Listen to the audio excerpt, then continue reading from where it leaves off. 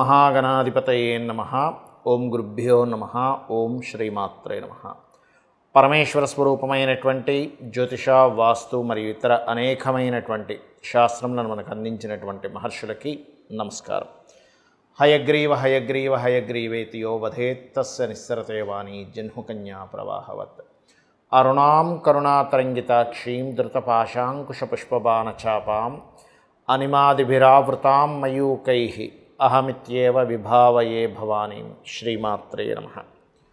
ప్రేక్షకులకి ఆ లలితాంబిక అమ్మవారి యొక్క అనుగ్రహం పరిపూర్ణంగా కలగాలని మనస్ఫూర్తిగా కోరుకుంటూ, మనం ఈరోజు చెప్పుకోబోయే టాపిక్ ఏమిటి అంటే, మనకున్నటువంటి ప్రాబ్లం ఏమిటి, ఆ ప్రాబ్లం ఏ ప్లానెట్ వల్ల వస్తుంది. అంటే ఈ ప్లానెట్స్ అన్ని రావడం అంటే ఏమిటంటే, అదేదో ఆ ప్లానెట్ మన మీద పగబెట్టి రావడం కాదు. మనం పూర్వజన్మలో చేసుకున్న కర్మ ఆధారంగా రవి నుంచి కేతువు వరకు ఉండే గ్రహాల రూపంలో మనకు ఆ కర్మ ఒక భగవంతుడు తయారు చేసిన ఒక సాఫ్ట్వేర్ లాగా మనకు కనెక్ట్ అవుతూ ఉంటుంది. దాన్ని మనము ఏమి చేస్తే ఆ కర్మ నుంచి బయటపడగలుగుతాం. అది కొన్నిసార్లు గ్రహ ఆరాధన ద్వారా, కొన్నిసార్లు దేవత మంత్రం ద్వారా, మరి కొన్నిసార్లు మనం చేసే యాక్టివిటీస్ ద్వారా కూడా ఉంటుంది. ఇది ఎలా చేయాలి ఏమిటనేటువంటిది మనం ఒక్కొక్క గ్రహపరంగా, ఒక్కొక్క ప్రాబ్లం పరంగా మనం చెప్పుకుందాం. రవికి సంబంధించినటువంటి దోషం ఏర్పడినప్పుడు మనకు లైఫ్లో అసలు ఎటువంటి సంఘటనలు జరుగుతుంటే దాన్ని కంట్రోల్ చేయడం ఎలాగా అని చెప్పి చూసుకున్నప్పుడు ఒకటే గుర్తుపెట్టుకోండి. సూర్య భగవానుడికి సంబంధించిన గ్రహం కనుక మీ జన్మజాతకంలో నీచ స్థానంలోనో పాడైందనుకోండి, వాళ్ళకి కలిగే మొట్టమొదటి ఫలితం ఏమిటి అంటే, నెగిటివ్ ఎనర్జీస్ తొందరగా మనకు కనెక్ట్ అవుతూ ఉంటాయి. అంటే మనం చూడండి, పిశాచము, ఆత్మ, సోల్స్, కొన్ని నెగిటివ్ సోల్స్, నెగిటివ్ ఎనర్జీస్ తొందరగా కనెక్ట్ అవుతుంటాయి వాళ్ళకి. దిష్టి తగలడం అంటుంటారు చూసారా, అవి తొందరగా కనెక్ట్ అవుతుంటాయి వాళ్ళకి. అది పాడైన దాంతోపాటు శని భగవానుడు కూడా తొందరగా, లేదా రాహు కనెక్టివిటీస్ ఉన్నా ఇవన్నీ తొందరగా కనెక్ట్ అవుతూ ఉంటాయి. ఇది ఒకటేనా అంటే కాదు. సూర్య భగవానుడు ఎవరికైనా పాడయ్యాడంటే ఖచ్చితంగా అక్కడ ప్రమోషన్స్ రాకపోవడము, లేకపోతే వాళ్ళకి ఆరోగ్య సంబంధించిన విషయంలో కొంచెం అనారోగ్య సూచనలు రావడం జరుగుతుంటాయి. మరి అప్పుడు ఏం చేయాలి? దీనికి ఒకటే మార్గం. వేరే వేరే గ్రహాలకి అపోజిట్ ప్లానెటరీ దీని పరంగా మనం వెళ్తూ ఉంటాం, కానీ సూర్య భగవానుడి దగ్గరికి వచ్చేసరికి మాత్రం సింపుల్గా సూర్య నమస్కారాలు చేసుకోవడమే, దీనికి మించింది లేదు అని చెప్తుంది శాస్త్రం. సూర్యుడిని చూడండి, నమస్కరించుకోండి, స్వామి నీవే దిక్కు, నీలో బ్రహ్మ, విష్ణువు, మహేశ్వరుడు, యక్షులు, గంధర్వులు, నాగులు, సర్పాలు, అదేవిధంగా మనకి పితృదేవతలు, అప్సరసలు అందరూ ఉన్నారు. స్వామి నీకు ఒక నమస్కారం అని అర్ఘ్యం వదలండి.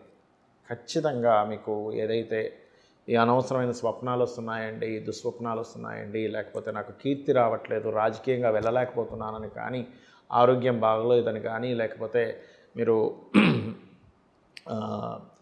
ప్రమోషన్స్ రావట్లేదు కానీ, వీటన్నిటికీ కూడా దోష పరిహారమై తీరుతుంది. లేదు మహాదశే, సూర్య మహాదశ నడుస్తుంది, సూర్యుడు అస్సలు బాగాలేడండి, ఖచ్చితంగా సూర్య భగవానుడికి జపం చేయించేసుకోండి. అయితే ఎప్పుడు కూడా సూర్య భగవానుడు ఏ గ్రహాల ద్వారా ఎక్కువ ఇబ్బంది పడతాడో దాన్ని కూడా చూసుకోవాలి మనం. ఇక్కడ నార్మల్గా రాహుతోని, అందుకే చూడండి గ్రహణం పడుతుంది, రాహుతోని లేదా శని భగవానుడితో కనెక్ట్ అయి ఉంటాడు. అయితే సూర్య భగవానుడి యొక్క అనుగ్రహం కలగాలంటే మనకు చూడండి, అంటే మీకు కనుక శరీరం సహకరించినట్లయితే సూర్య నమస్కారాలు ఉంటాయి, 12 పోస్టర్స్ చేస్తూ ఉంటారు. దాన్ని మించినటువంటి రెమెడీ మరొకటి లేదు, గుర్తుపెట్టుకోండి. అద్భుతంగా పనిచేస్తుంది అది. అలాగే ఇక్కడ సూర్యుడి యొక్క అనుగ్రహం మరింత పెరగాలంటే గురువు అనుగ్రహం మనకు కావాలి. గురువు అనుగ్రహం తోడైతే సూర్య అనుగ్రహం బలం పెరుగుతుంది. బలహీనంగా ఉంది రవి, కానీ గురువు అనుగ్రహం లేదు, అప్పుడేంటి, ఇది బలహీనంగా ఉంటూ ఉంటుంది. సోల్ కారకుడు కదా, ఆత్మకారకుడు. ఈ ఆత్మకారకుడు ఎప్పుడు మీకు బలపడతాడు? గురువు అనుగ్రహం, గురువు కనెక్టివిటీ వచ్చిందనుకోండి, ఎవరి జన్మజాత చక్రంలో అయినా వాళ్ళకి పెరుగుతుంది. అందుకని దత్తాత్రేయ ఉపాసన కనుక మీరు చేయగలిగితే సూర్య అనుగ్రహాన్ని మరింత పెంచుకోగలుగుతారు. దానికి సింపుల్ మంత్రం ఏమిటి అంటే, ఓం దిగంబర దిగంబర శ్రీపాదవల్లభ దిగంబర చేసుకోండి. లేదు ఇంకొంచెం ఎనర్జీ పెరగాలి, ఇంకొక మంత్రం కూడా చెప్పమంటారా అంటే, జయ గురుదత్త, శ్రీ గురుదత్త అని నామస్మరణ చేయండి.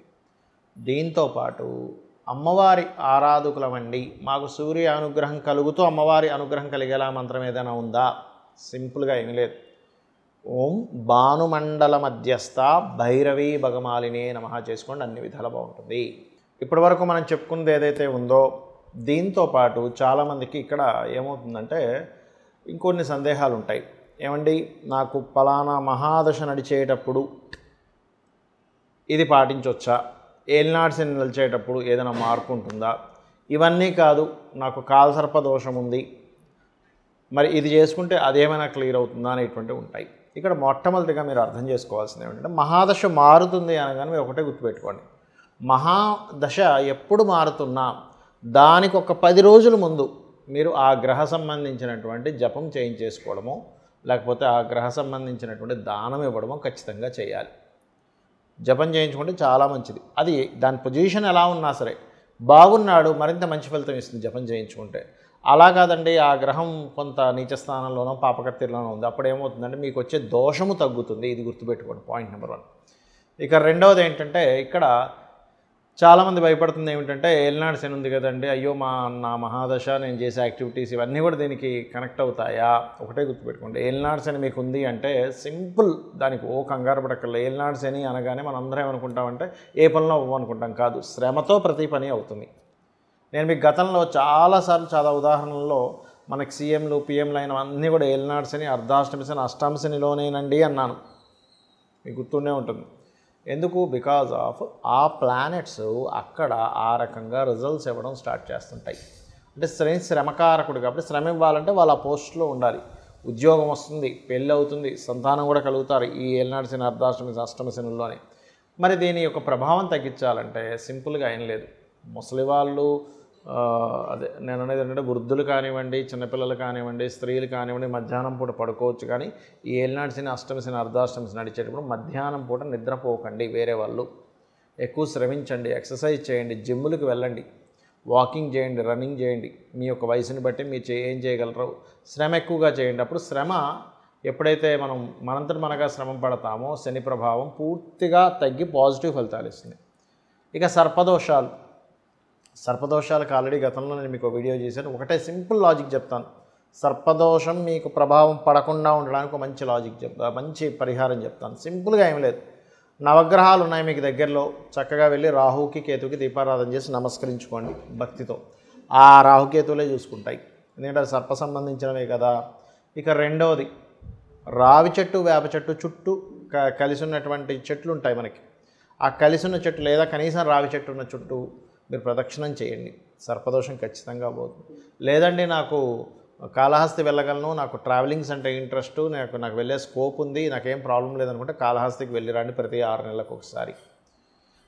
ముఖ్యంగా సర్పదోషం ఉన్నటువంటి వారు ఎప్పుడు కూడా ఆవేశపడకూడదు, కోప్పడకూడదు. ప్రభావం అంతా కూడా దేని మీద ఇస్తుందంటే, మీరు ఆవేశం, కోపం, మీ అసహనాన్ని వ్యక్తం చేయడం ద్వారానే అది బ్లాస్ట్ అవుతుంది. ప్రాబ్లం అక్కడి నుంచి క్రియేట్ అవుతుంది, గుర్తుపెట్టుకోండి. సర్పం బుసగొడుతుంది చూసారా, అంటే దాని ఫస్ట్ సిమ్టమ్ అక్కడి నుంచి ప్రారంభం అవుతుంది. కాబట్టి ఆ విషయంలో చాలా జాగ్రత్తగా ఉండాలి.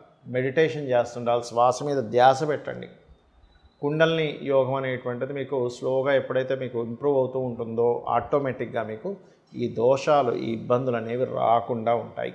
అయితే ఇవన్నీ ఒక ఎత్తు అయితే, అమ్మవారిని నమ్ముకోవడము, ఆ లలితాంబిక అమ్మవారిని, అమ్మాయి నాకు ఇవేమీ తెలియవు, జాతకము, జ్యోతిష్యము, నక్షత్రము, దోషాలు, యోగాలు ఏమీ నాకు తెలియవు, వాస్తు దోషం ఉందా నాకేం తెలియదు, నేను నిన్ను నమ్ముకున్నా, నీ పాదాలను ఆశ్రయించాను, నేను ధర్మంగా ఉంటున్నాను, నా పని నేను చేసుకుంటూ వెళ్తుంటాను, నిన్ను నమ్ముకొని ప్రతిదీ నీకు సమర్పించుకుంటూ వెళ్తుంటా. ఏ పని వచ్చినా సరే చెప్పుకోండి అమ్మవారికి. రూపాయి వచ్చింది అమ్మ, నీ దయ వల్ల వచ్చింది. ఒక కష్టం వచ్చింది అమ్మ, ఈ కష్టం కూడా నా బాగు కోసమే నువ్వు ఇచ్చేవేమో, నేను స్ట్రాంగ్ అవ్వడం కోసం ఇచ్చేవేమో నేను భావిస్తున్నాను, నీకు నమస్కారం అనుకుంటూ వెళ్ళండి. అమ్మ ఖచ్చితంగా, అమ్మ సొంత అమ్మ ఎలా అయితే తన ఒళ్ళో పెట్టుకుని జాగ్రత్తగా పిల్లవాడిని కాపాడుకుంటుందో అంతే ఇదిగా అమ్మవారు కూడా మనల్ని కాపాడుతుంది. రోజు ఉదయం నిద్ర లేచిన వెంటనే కూడా కాస్త భగవత్ నామస్మరణతో నిద్రలేవండి. ఓం నమో నారాయణ అనుకోవచ్చు, అమ్మవారిని అనుకోవచ్చు, స్కందుడిని కానీ గణపతిని కానీ తలుచుకుంటే నిద్రపోయేటప్పుడు మీరు నమశివాయ మంత్రంతో నిద్రపోండి. అన్ని విధాలా మీకు బాగుండడం జరుగుతుంది. శ్రీమాత్రే నమః.